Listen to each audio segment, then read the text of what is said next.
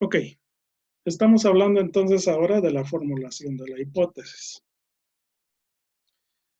El sábado pasado estuvimos viendo que hay 4 alcances: el alcance explorativo, el alcance descriptivo, el alcance correlacional y el alcance explicativo. Son 4.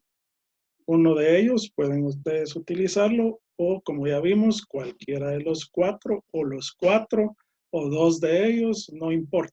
Ya vimos que puede tener varios alcances.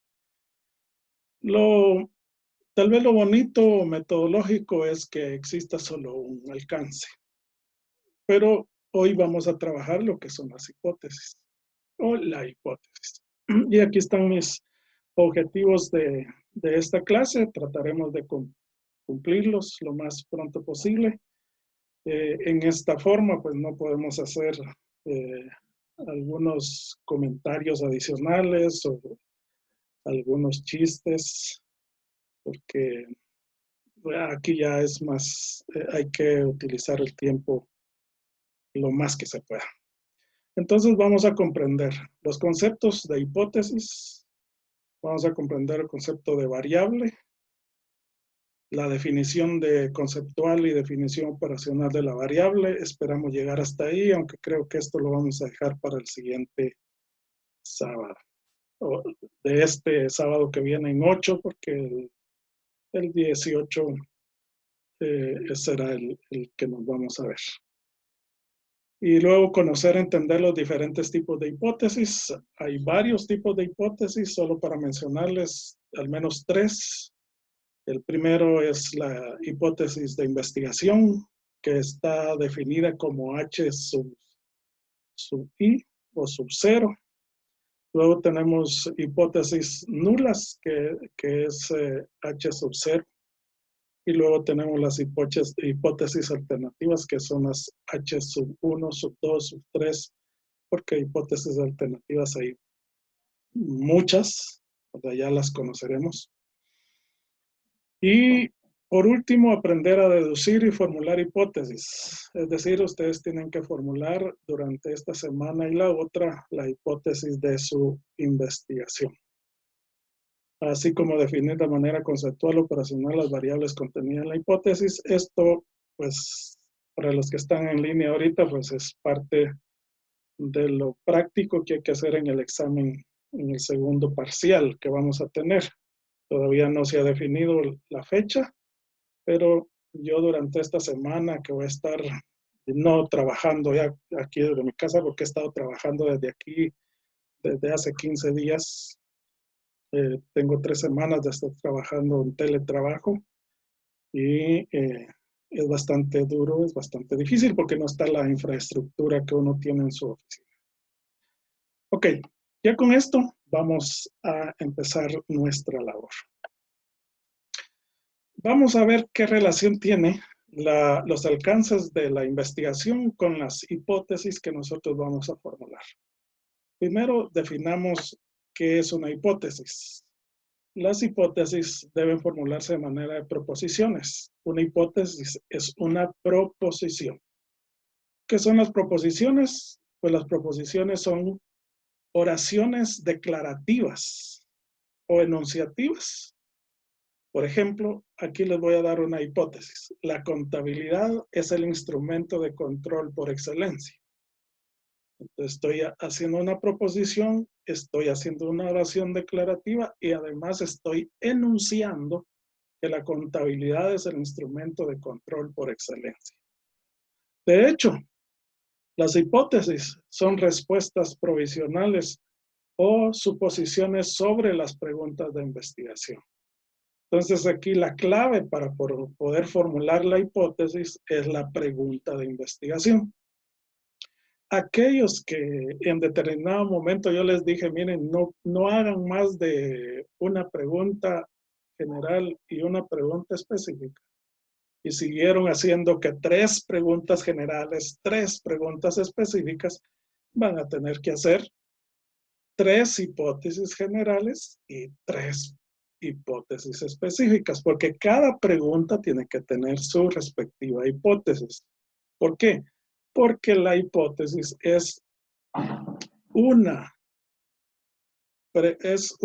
respuesta tentativa a la pregunta de investigación. La hipótesis representa en el centro la médula o el eje del método deductivo. Y aquí, pues, cuando yo comencé a calificar el marco teórico y ver el planteamiento del problema, me di cuenta que casi todos estamos por el método deductivo, o sea, el enfoque de investigación cuantitativo. No he visto uno cualitativo. Todos están por el lado inductivo o, perdón, el lado deductivo o cuantitativo. ¿Qué son las hipótesis? Pues ya dijimos algunas. Explicaciones tentativas del fenómeno investigado que se formulan como proposiciones. Otra, una hipótesis son las guías para una investigación o estudio. ¿Por qué es una guía? Porque, por ejemplo, si yo tomo la hipótesis de que la contabilidad es el instrumento de control por excelencia, esa es la hipótesis. Yo tengo que tener mi marco teórico que me va a decir desde todo lo que se ha hablado, lo que se ha escrito acerca de que la contabilidad es la herramienta más eficaz que se tiene para el control. Si queremos que una empresa tenga control, la contabilidad debe de ser normas, ¿verdad? Porque principios generalmente aceptados ya no existen. Ya no hay, ya el Colegio de Contadores Públicos y Auditores dijo que dejaríamos de usar principios generalmente aceptados para utilizar las normas de contabilidad, las normas internacionales de contabilidad y las NIF, o sea, normas internacionales de información financiera. Entonces, si yo quiero tener control en la empresa, la contabilidad debe estar excelente. Si, digamos, el Estado es un descontrol total, ¿saben por qué? Porque resulta que no tienen una contabilidad, ¿verdad? Hay normas internacionales de contabilidad para el sector público, pero en Guatemala, como todo es un descontrol, no existe. Al ponerle control, es decir, al poner la contabilidad para que el Estado funcione con contabilidad y en normas, entonces el Estado se vuelve controlado, ¿verdad? Ahí es una herramienta. Entonces, todo mi marco teórico tiene que estar en función de declarar, de indicar, de aseverarme, de justificarme que la contabilidad es el elemento de control más eficaz que existe. Entonces, por eso son las guías. Yo no me tengo que salir de esa proposición que dije, que la contabilidad es el elemento de control por excelencia.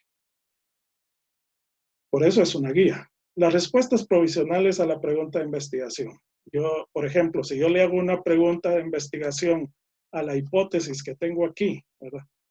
Entonces, la pregunta de investigación sería, ¿es la contabilidad el instrumento de control por excelencia en tal empresa?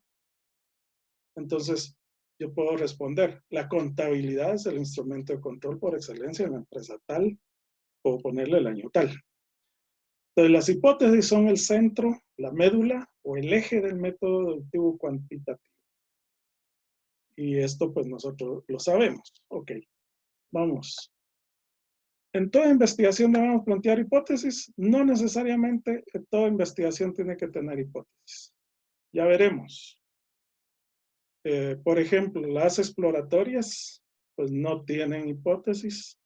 Sin embargo, si queremos ponerle hipótesis, le podemos poner. No hay algo que nos diga, mire, no le ponga hipótesis.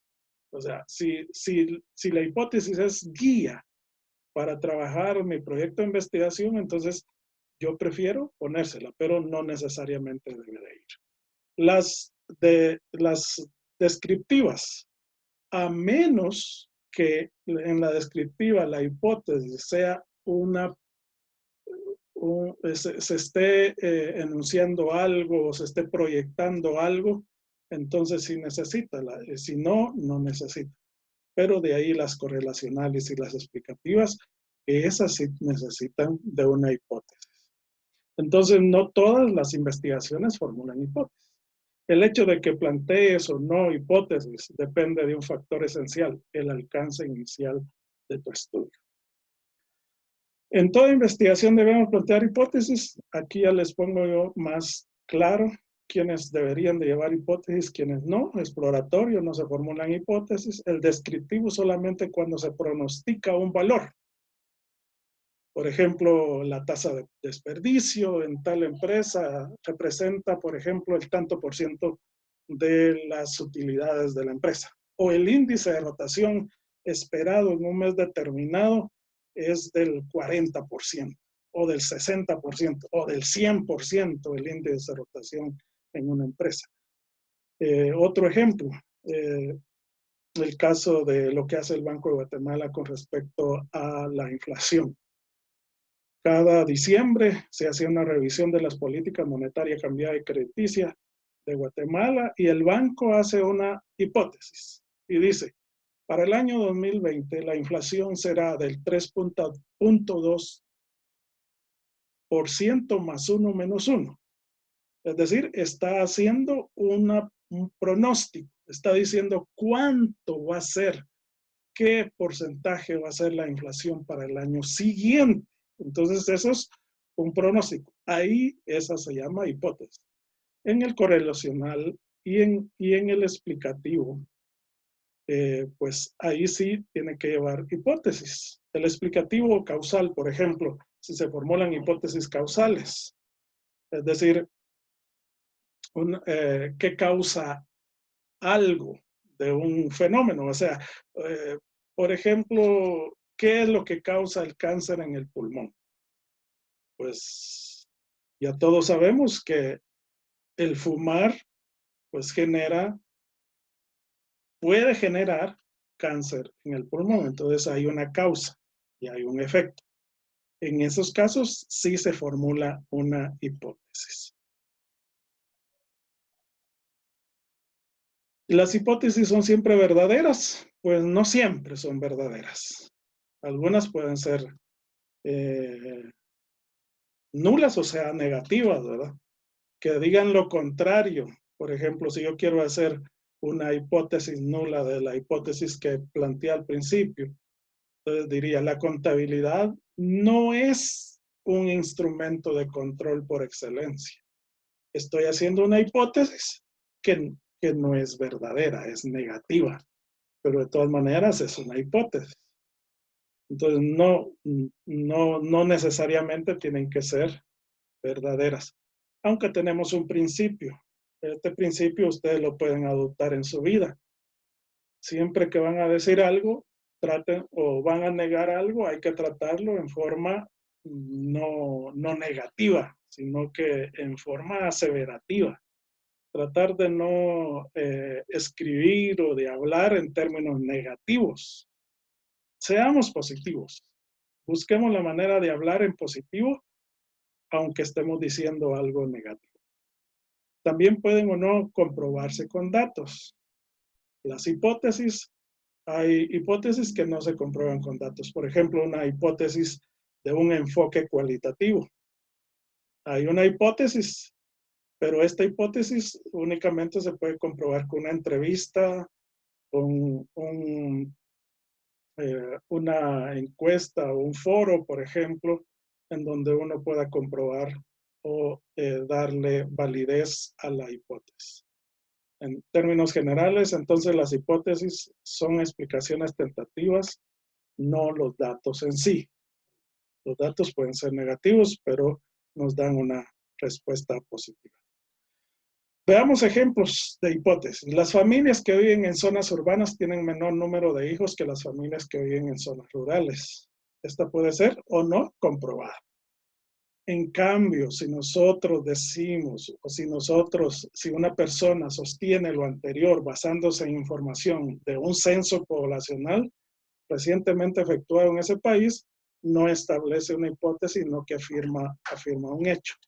Entonces aquí es donde decimos que las hipótesis muchas veces no se necesita comprobarse con datos. Simplemente vamos al censo de población que hizo el INE y vamos a determinar entonces si sucede lo que dice nuestra hipótesis, que las familias que viven en zonas urbanas tienen menor número de hijos que las familias que viven en zonas rurales.